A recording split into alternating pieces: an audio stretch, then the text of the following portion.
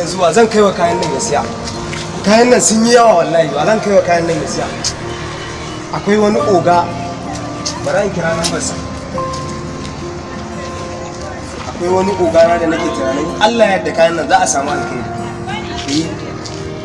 Ganima ai ba laifi bane.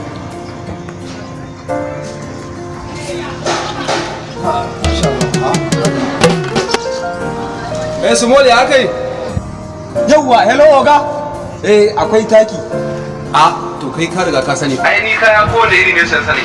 Akwai buhun siminti sannan kuma akwai injin barwa. Ai mutum ne kawai ba zan saya ba. Sannan akwai mashina sannan kuma akwai kujeru. Zan siya wannan ma. Shi ma zan siya. Akwai karafuna. Zan siya. Akwai silin ma. To ai ko bulo ne in dai ya fita dube balle ba zan siya. Yanzu kana gidan ne? Ina kofar gidan yanzu. To shikenan baran ka na so su ba.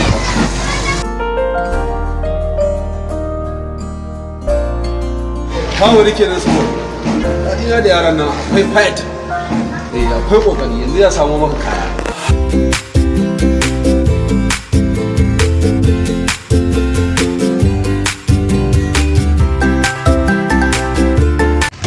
Salamu alaikum.